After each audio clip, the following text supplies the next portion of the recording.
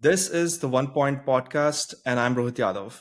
AI has captured everyone's imagination, literally everyone, be it the VCs, the founders, the corporates, the multinationals, and obviously the big tech, which are now spending billions on AI.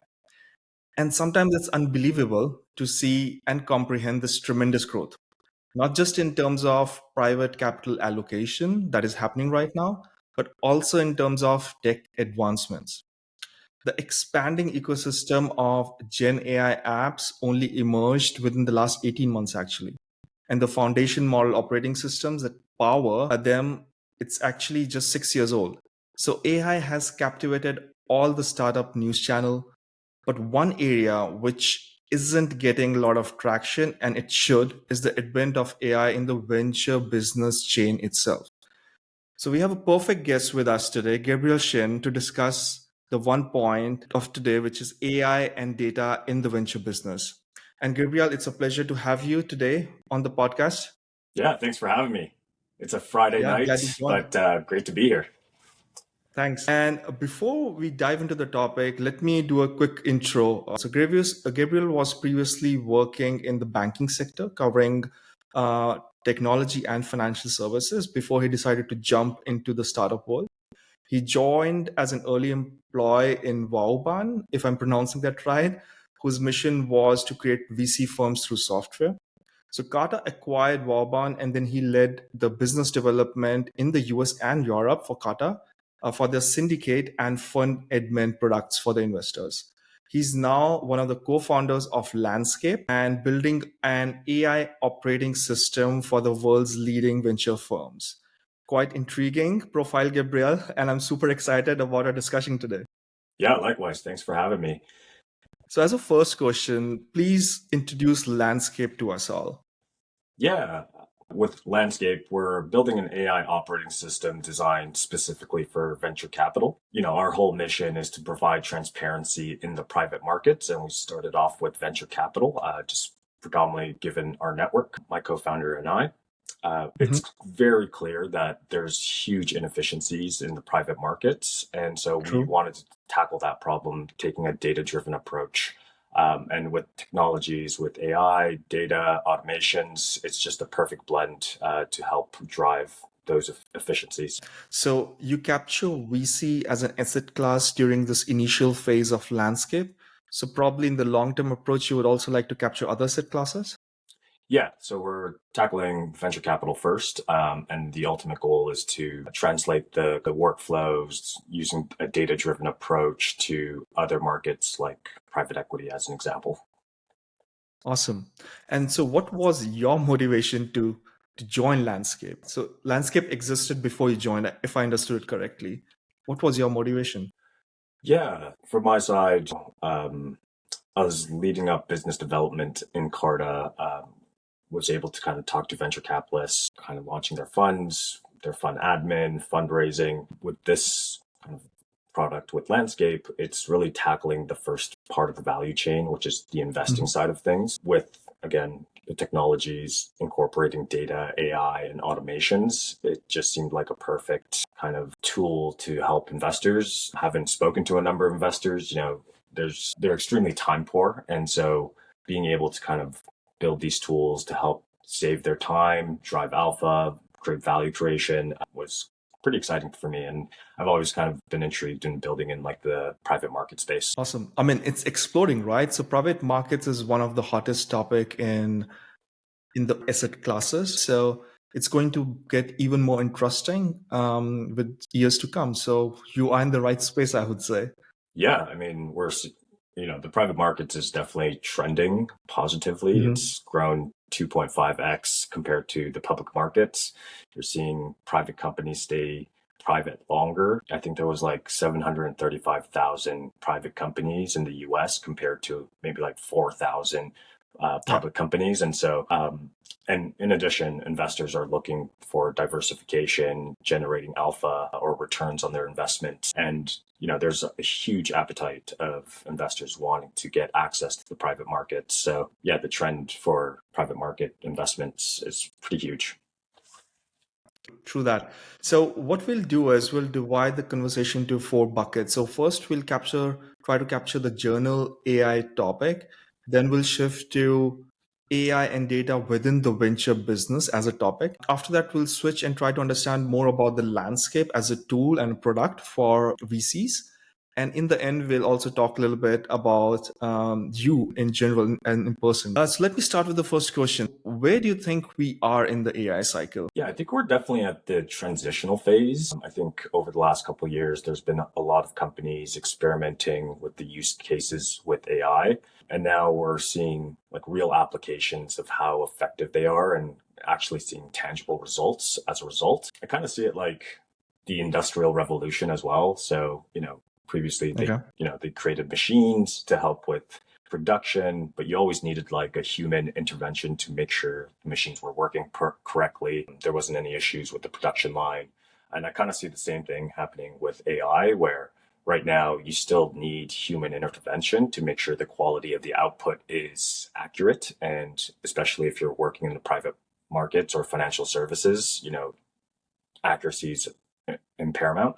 And so eventually it's going to get to a point where, it's completely autonomous, but that marginal gain to get from 90% accuracy to 95% accuracy will be, pretty difficult to get to. I mean, I like to think it as a second act of the AI cycle, right? So the first act was probably 2 years back or maybe even longer when we got really excited about AI in general. We didn't know what it could do, but everyone was super excited. There was FOMO in the VC sector. Everyone wanted to kind of put their money in. Some money was invested into the application side as well. And so a lot of those kind of startups are now into a question mark phase. So there's this rubber hitting the road. And so some startups would find it slippery to, and maybe probably go on the sideways, not able to raise additional capital because they couldn't find out the real product market fit with the AI. But now, as in the second kind of act, things has become more realistic for startups as well as for venture capitalists. And we can see it out there. What are your thinking about how application phase of the startups look like?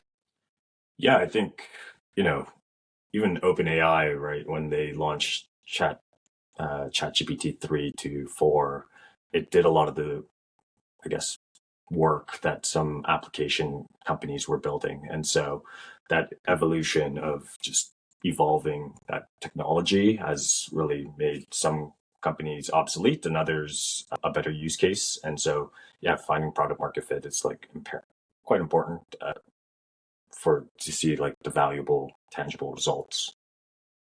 So let's stay with the application side of it. What's currently possible within the realm of AI and data tools which are available to us?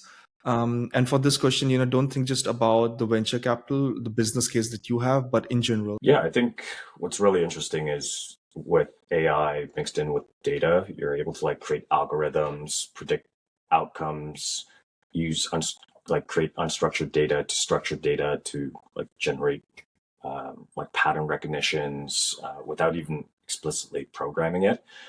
It's able to handle like really complex tasks and even like condensing large documents and being able to like provide key insights. It's really interesting how that's all kind of playing out. But what's really interesting is like the concept of like synthetic data as well, like the ability to create these fake data points to help build your existing model to generate the outcome that you're looking for. So yeah, I think the applications of like data and AI is like incredibly interesting. Okay. And do you think there is a use case or an area within this current AI phase or cycle that is overhyped, according to you? Well, everyone's making AI agents right now.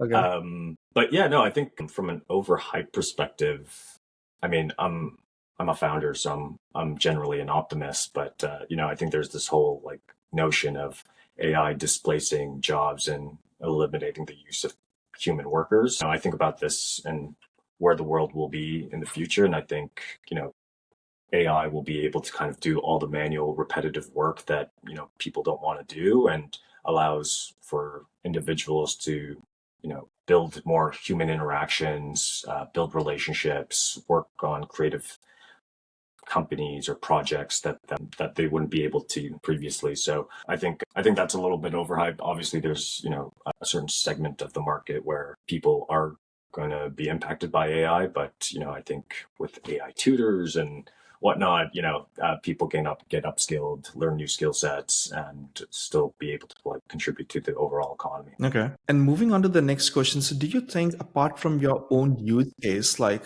if you look 1 year down the line and 1 year in within the AI scope is actually quite huge. So, what is the top use case or technology or probably company that you would really look out for?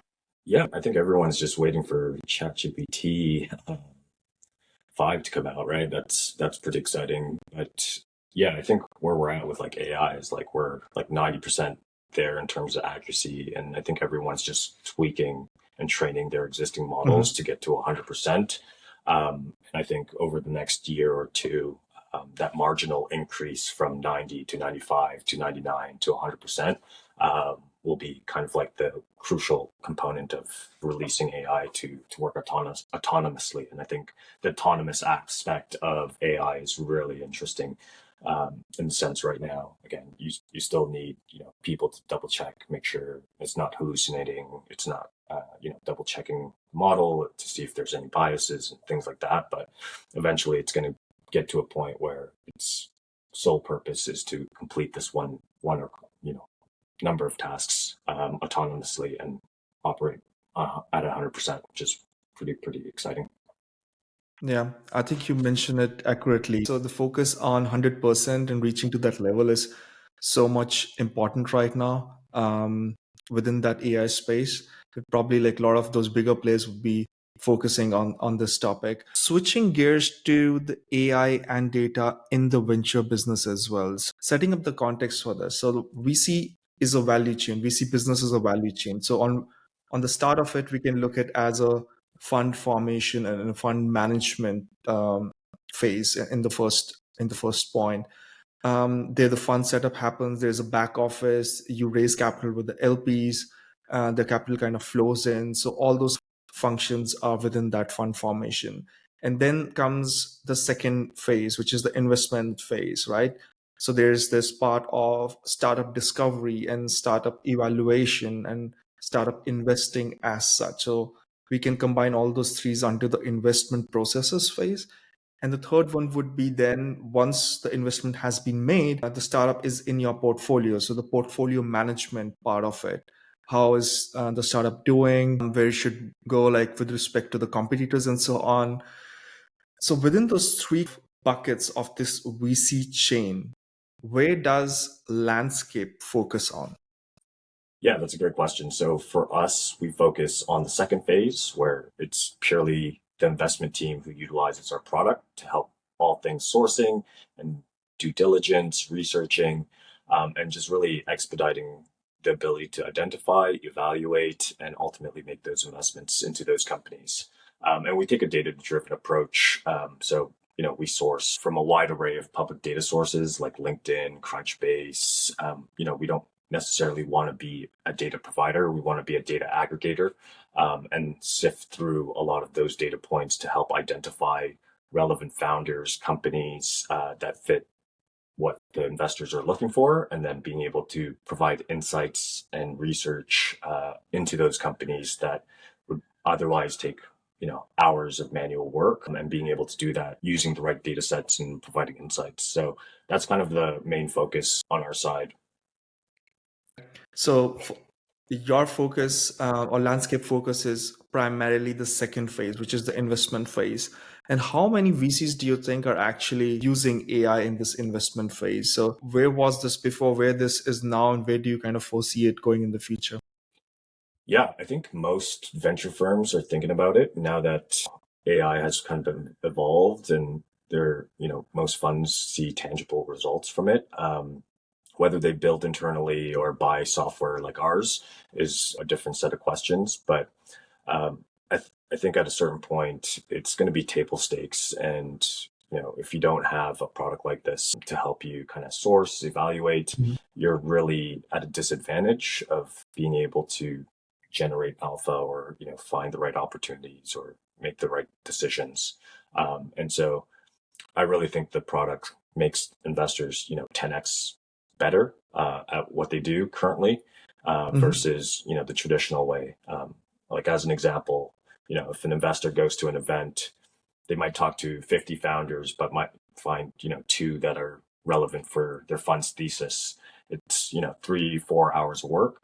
We're able to identify, 50 companies in a matter of seconds that's customized based on, founder traits or, the sectors that they're looking at, geography, business model, things like that. So, yeah, I think eventually every firm's going to have something like this in place. Which pushes me to ask you this next question then. So if everyone is using your tool, then where's the alpha? Right? So the reason I ask this question is that you're not building data on your own. So it's not synthetic data. You're kind of pulling the data from tools like Crunchbase, LinkedIn, as you mentioned.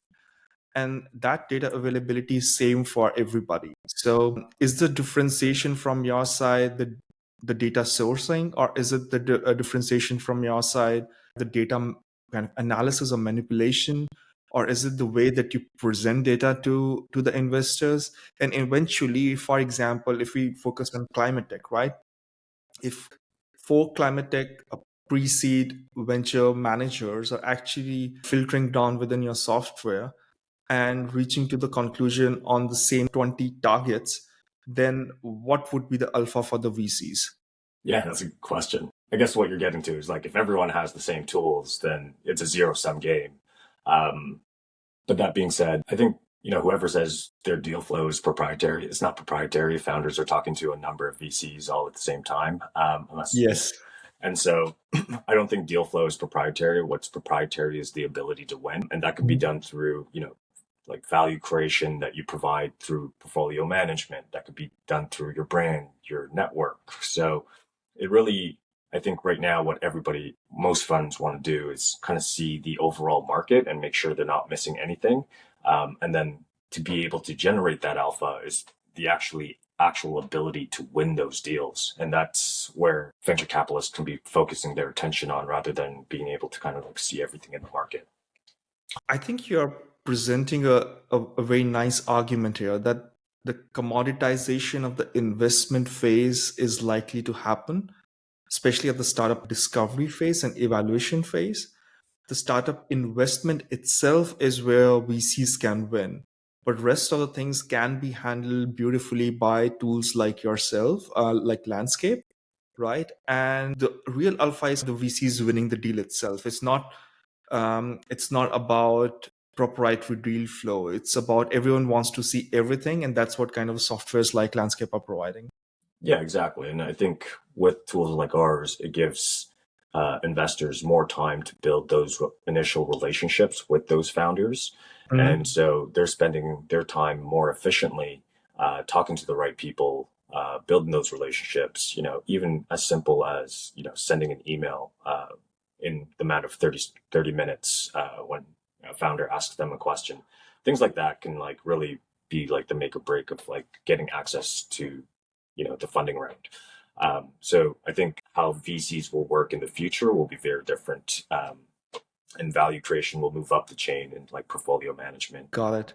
You are in the business for quite some time now. So, what are the earliest examples of using machine learning, data analytics, or AI within the venture business? So, something like equity ventures using Mother Brain, like that started in probably 2017, 16 phase, right?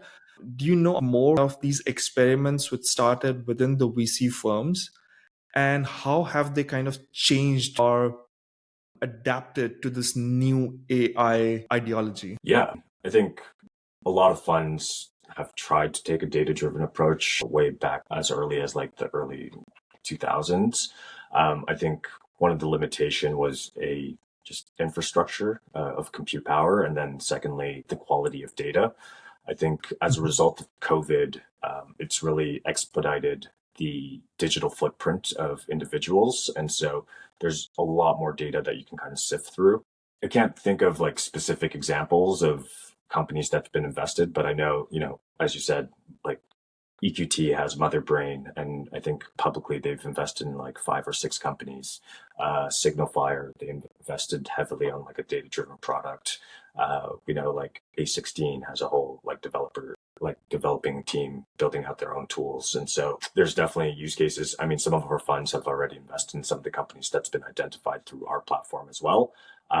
So I think, yeah, like taking a data-driven approach really helps kind of be able to see the full market of what you're looking for and spending the right time with the right founders. You mentioned a couple of interesting names over there. So within the entire ecosystem, if you divide into the size of fund or maybe through the series which they focus on, where do you think landscape really fits in? For example, do you see it being used much more by pre-seed and seed investors? Because obviously there's huge amounts of data over there. The number of companies at that stage is much larger than which exist at series B or C. So where is your software being used mostly? And how do you see it evolving in the future? Yeah, what I've noticed is typically how private market investing operates is, you get 2% of AUM. And so funds are really limited based on the size of their AUM to hire, Mhm. buy software, et cetera, et cetera. And so you're going to have the bigger funds who have the resources to hire like a developer, hire software, buy data, and kind of maintain that product. Whereas most funds don't really have the resources to kind of build and maintain that software. And so we see funds from an early stage to like Series A, B, late stage funds wanting products like ours to help them become more data driven just because they don't have the bandwidth and resources to kind of build internally. And additionally, I think venture is a service based business. The service that you offer is capital, and therefore they're not software builders, and that really Mhm. changes the dynamic of product velocity, functionality, features that they're not able to execute as well as perhaps like a startup. To answer your question, where do we kind of fit into that world? I would say mostly on the early stage funds is Okay. kind of like our core ICP, but we are getting a lot of inbound from like Series A, B, late stage funds who are multi stage as well, who are looking to incorporate this kind of product into the sourcing capabilities, the due diligence aspect of things as well. Okay. And so should traditional VC managers be fearful of AI within the venture business now? No, I don't think so. I think ultimately with tools like this, it makes the investors more efficient, makes them Mhm. I'm going to say smarter, because they just have more insights, more knowledge. Like, as an example, like a generalist fund who's investing in a wide array of sectors, they're not market experts. And so being able to leverage AI to provide data insights of the sector company, to have a better understanding, provides them a more holistic view of that company and the overall sector, to make better investment decisions. So that's one aspect. And then with tools like this, it also helps them be more efficient with their time. Investors are one of the busiest people, like professions in the world, where they're fundraising, talking to startups, portfolio Mhm. managing, sending emails, sourcing, and so their time is really scarce. And so the ability to spend your time effectively with the right founder is instrumental in either being able to invest in that company or being able to add value to help them to get to the next stage of funding or ultimately an exit. So I think the responsibilities of an investor will dramatically change, but ultimately I think investors will still have the end decision of whether they want to make an investment or not. There's a few funds that's created like algorithms to make those decisions on their behalf, but I'm Mhm. on the one camp where I think ultimately, the investors are still going to be making these decisions. It's just how do you enrich that information to make the right decision? So you're saying that probably AI won't replace the fund managers themselves. So You're not in the camp of systematic investment, like 100% done by algorithms, but rather the investment process being enriched by tools like landscape and making VCs much more efficient, right? So this is my understanding correct? Yeah, that's correct.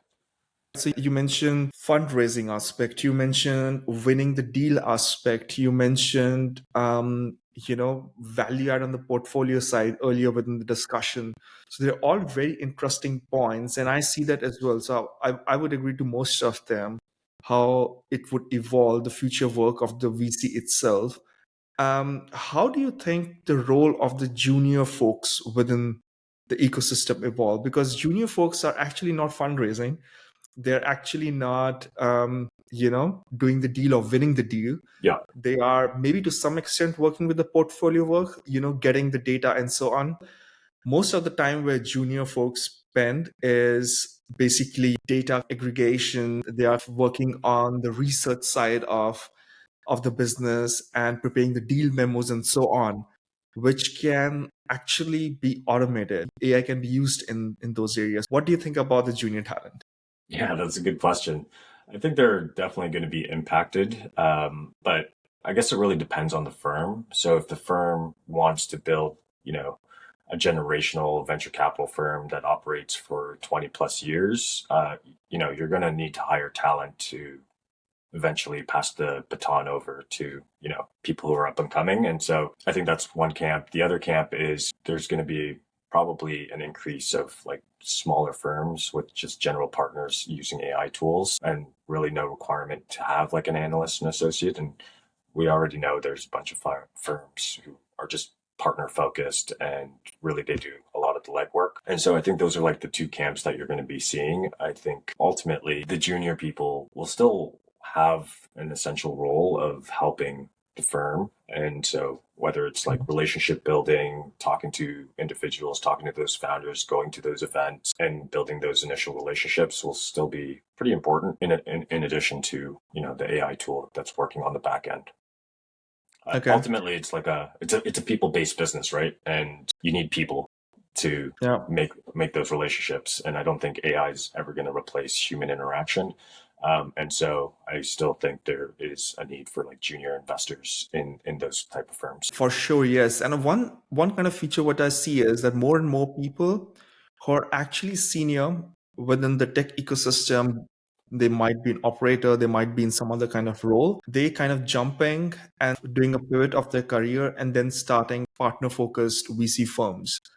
And I'm not saying that they will raise, 10 million, so their fund size might not be smaller, but their fund size could actually be bigger. So there are a couple of examples within the ecosystem of people doing it on a partner level and they have 100 million plus funds, right? And I would see them more and more people doing this simply because all this legwork is kind of commoditized, can be done very nicely by softwares and platforms like Landscape. And these guys, because of their experience, because of where they have worked, will just focus on relationship, winning the deals in the right areas and so on. So what you mentioned, I think it's going to happen to some degree, and it's super interesting trend. Yeah, I mean, I think with Carta and AngelList, right, they kind of help democratize the creation of venture Yeah, firms with like yeah. solo GPs, with the syndicate model. They have the rolling funds, like the evergreen models. And so people are able to create venture capital firms quite easily. And so with new tools like Landscape, they're able to become more efficient. And so you might see a world where there's actually more venture capitalists, but smaller firms. Which could be the case. Okay. Let's shift our gears and focus on landscape now. Tell us, how has your journey been since last 9 to 10 months? Yeah, it's been a grind. Selling to investors is hard work, man. They're extremely time poor. They're Okay. very demanding, but no, it's been incredible so far. We've talked to a lot of venture firms and everyone looking to kind of incorporate tools to help them become more efficient. I think ultimately their goal is to help drive ROI for their LPs. And so if they can be more efficient without increasing their headcount, that's ultimately good for the LPs that they're, you know, that they have fiduciary duties for. From our side, we've been really heads down on building out our product, incorporating AI. And so we spend a lot of time aggregating data, but also processing that data. Like as an example, like we're looking at every profile on LinkedIn as an example. And so not everyone's a founder. There's a lot of noise. How do you sift Mhm. through that data and make sure our AI is accurate and also be able to kind of identify quality traits that investors are looking for? So the ability to find people who've exited or who've become serial founders.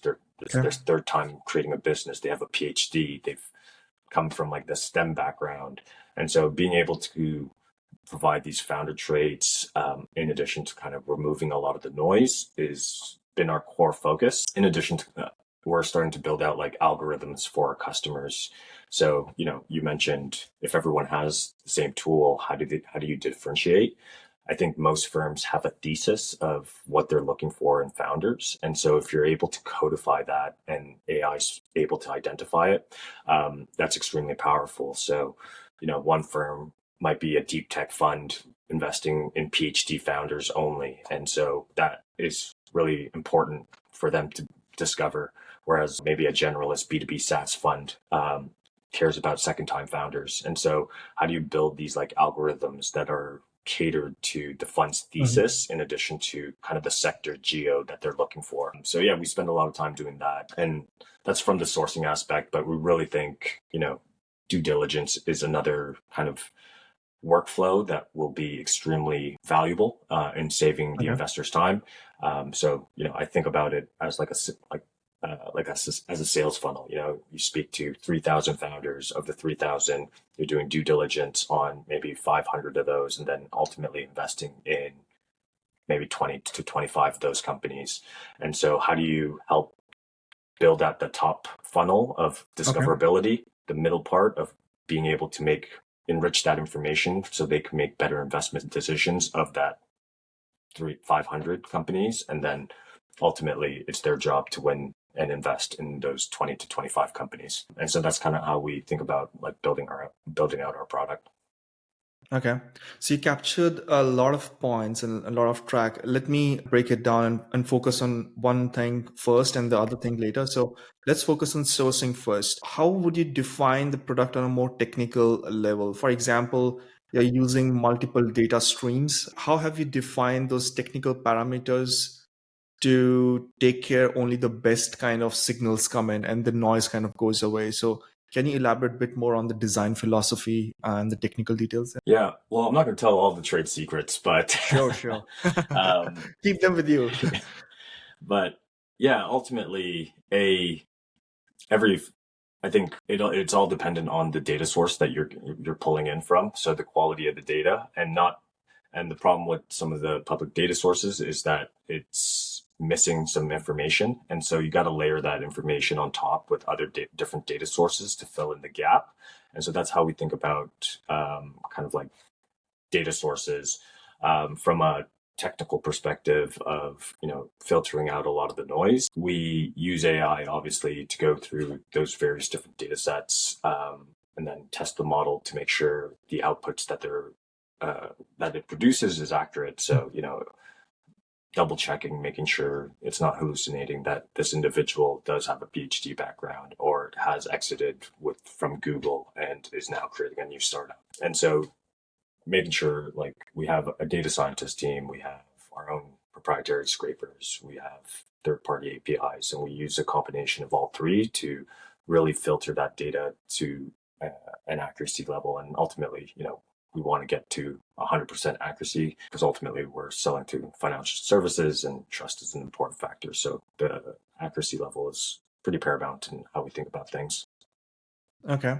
And is there a usage of investors themselves? So, do you see within your platform, investors can also use ranking methodology in some way? Kind of, they can say, hey, you know what? The results that you presented to us are not 100% right. This result it doesn't match my criteria, something of this sorts. Or is it completely hands off? So, whatever you provide them, then they can use it.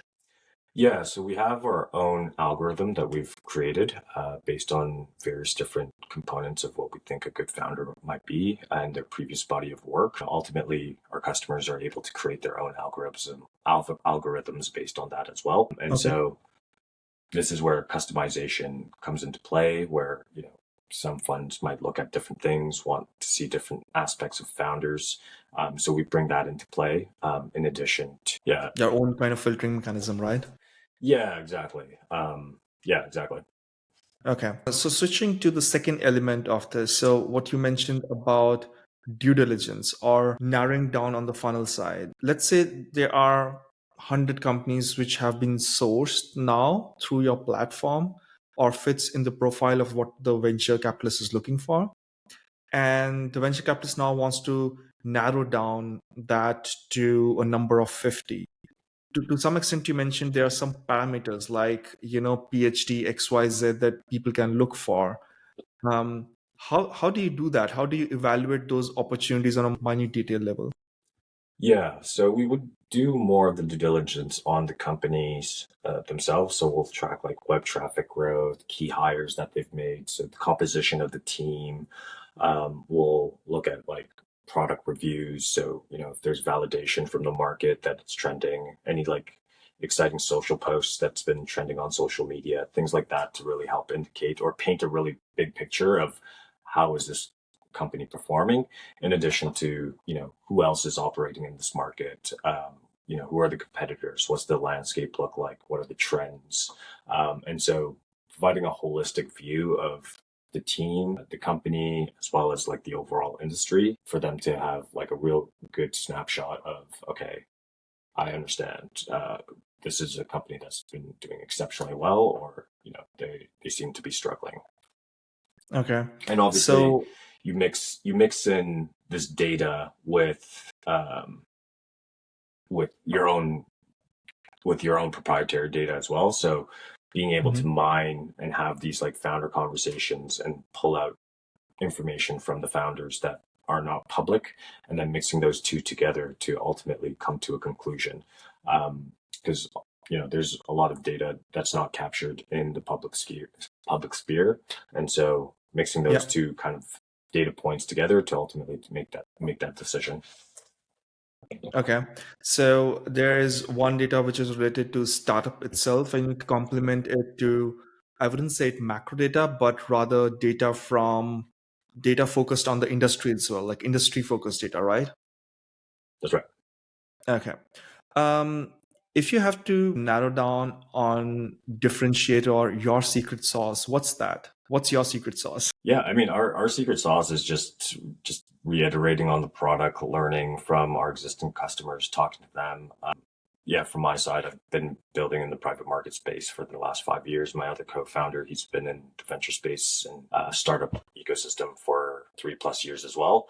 And so we have a pretty good understanding of like private markets investing. I also have like financial background, so really understand kind of like the later stage stuff, which is like private equity kind of investing as well, which obviously Okay. is quite different in terms of like metrics and what they're looking for. But the workflows are quite similar in the sense that, most funds are looking to source opportunities that's right for them. And then how do you conduct those due diligence? And that's kind of how we think about it. And yeah, our engineers are exceptionally talented and been building in the space as well. So yeah, it's just a combination of product sales and market understanding. Work skills and market understanding and talent, right? Is there such thing as a first mover advantage for companies executing in this AI space? So, I mean, we know there are a couple of other platforms as well who are trying to build within this investment process, the second bucket that I explained. Mhm. Do you see any first mover advantage, or do you see it's kind of a level playing field for everybody? Whosoever has the better product, better understanding, or probably whosoever has a better distribution or sales kind of network will win in the end? Yeah, how I see it is like at the very initial beginning, it's going to be super fragmented of everyone trying to gain market share. And then ultimately, over a period of time, there will be a consolidation of companies or companies just going out of business because they're unable to compete. But ultimately, the end goal is to listen to your customers, understand their problems, and be able to deliver a higher product than your competitors, and also your go-to-market strategy of like how do you get in front of the right customers to sell your product. So I don't really think there's a first mover advantage in my personal opinion. I think Beehive's like perfect example as an example, right? Hmm. There was Medium, there was Substack and all these other like newsletters, but they've decided to kind of take a different approach on newsletter building and was able to kind of acquire a lot of their customers. So I think ultimately, if you're providing what your customers want and listen to their needs and solve their problems, you're in a better position to win. Nicely said. Let's switch to the last segment, a personal side, right? So, building such a platform where the sales cycle involves venture capitals themselves, I mean, it must be tiring, right? So, how do you motivate yourself and keep your mental balance on tough days? Yeah, luckily I have a pretty good support network. My co-founder is great. When he's extremely high, excited about things, we support each other there. If he's feeling down or I'm feeling down, we'll kind of offset each other emotionally and kind of try to pick ourselves back up. I try to keep a pretty healthy lifestyle, so work out, eat healthy, try to like take some time to socialize with my friends and spend quality time with my partner, and really just take some time away from thinking about the business. I think that's extremely helpful to kind of keep me motivated. I think passion also helps. I love building True. in the venture capital space. It's Friday night and I'm talking on a podcast about venture capital of data AI. So, I think that really helps. But Mhm. yeah, having like the discipline on the hard days is kind of what gets you through the hump outside of like just purely passion. So I think that's kind of like how I stay motivated on my side. Okay. I love that you mentioned passion. So, what's the role of advisors, mentors in your journey? How do you foresee their kind of support in your journey? Yeah, so we have a number of like advisors and we have a board. We have unofficial advisors that who've been successful in their previous startup that we kind of exchange ideas and thoughts. Okay. And so really, we've been lucky because we've raised from a ton of different angels with a wide array of like backgrounds, and so keeping monthly investor updates and keeping them informed about what we're doing and asking for help when we need it, but also just reaching out to them when things are not going right or going right. And just having like that two-way communication it's been pretty helpful for us to kind of think about things, and ultimately, yeah, we just bounce ideas, we make the ultimate decision, but it's nice to hear how other people are thinking about different problems or that they're trying to solve as well, and kind of take a different view, just kind of balancing out you know what works for them might not work for us, but experimenting as well. Sounds good. In the end, like I always ask this question, like something interesting, inspirational thing or idea that you have read recently or you heard it from somebody else that you would like to share with the audience. And it doesn't need to be from the venture ecosystem. It doesn't need to be from, the area of your work. It can be anything. Yeah, I'm pretty big into like mental health, and so I'm currently reading Okay. a book called Focus. It talks about what like the societal, psychological, neurological impacts of why people are becoming less focused. It's not there's an increase of ADHD. It's the society, the apps that we use, us being more digital. It's all by design. So even like in society, you have like news ads that are pretty negative to capture your attention. You have like billboards. You have social media that's specifically designed to like have more screen time and like really just Hmm. suck your focus. And so it's quite interesting to think about how do you generate focus, and sometimes maybe disconnecting from some of these things because they're designed to kind of suck you in. It's quite interesting. So yeah, I mean, I personally try to go spend some time in some nature, disconnect from all like mobile or cell phones, and Okay. really it helps me kind of think about my problems and come back to it from a more like peaceful view. And so if ever anyone could do that, I think that'd be great. Like, ultimately, we're humans in the end, and I think it's good for your soul. So yeah, just being away from like the digital world is pretty. I think it's pretty good for just being a human being. Gabriel, my fingers are crossed that you keep your focus on building landscape, right? So that the whole kind of venture ecosystem gets even better, more efficient, and so on. All the best. Thank you so much for joining in today's podcast of the One Point, and I wish you all the best. Thank you so much. Yeah, Take care. thanks for your time. Appreciate it. Thank you.